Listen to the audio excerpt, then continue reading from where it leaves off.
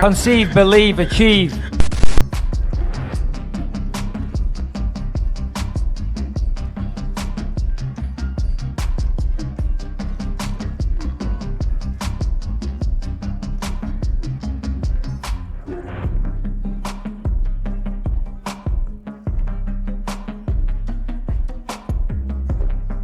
Welcome to UFC 289 Main Event Breakdown. Why is everyone underestimating Charlie Olives? The man survived many weight cuts and had way more dangerous opponents than Benny. I don't get it. No one knows if his chin will still hold up or not. He isn't old and wasn't knocked out recently. Anyway, let's move forward and do a breakdown. Now, both of these fighters are in the prime of their lives. Both have been submitted and both have been knocked out. They improved by leaps and bounds.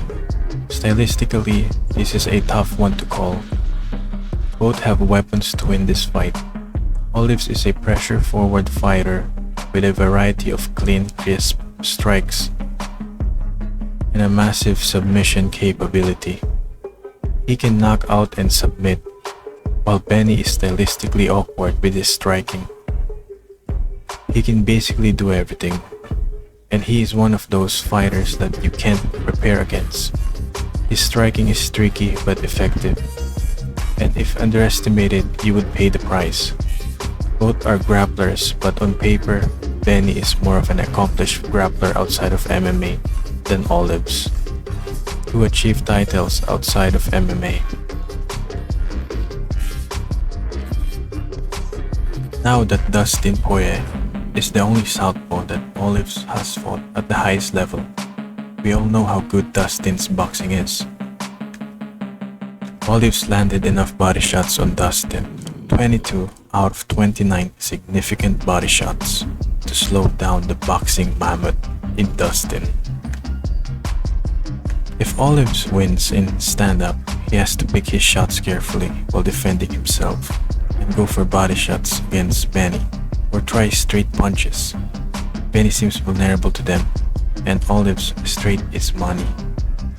Now, do we have to argue that Benny hits harder than Dustin or Gaethje? Olives took their best shots, and if these two highly praised boxers with knockout capabilities did not put Olives out cold, how can we say that Benny could do it? I mean, there is a chance, we don't really know until we see Olives perform again. But I think it is unlikely for Benny to put Olives out cold.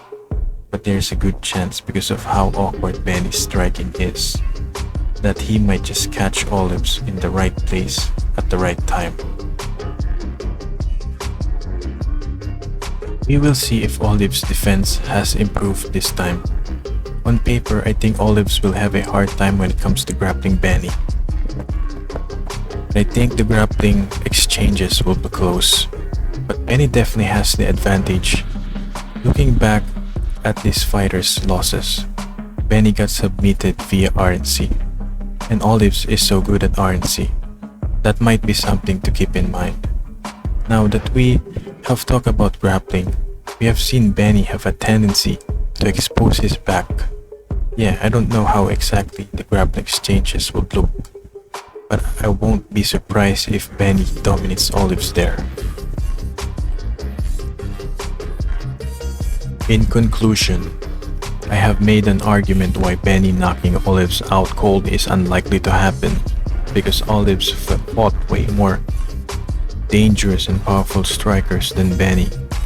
This is assuming that Olives' chin is still intact. My prediction on how Benny could win is via decision or a miracle knockout. For Olives, he needs to finish Benny.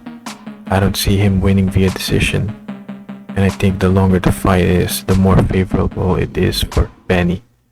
That is all. I cannot wait for this great main event bout.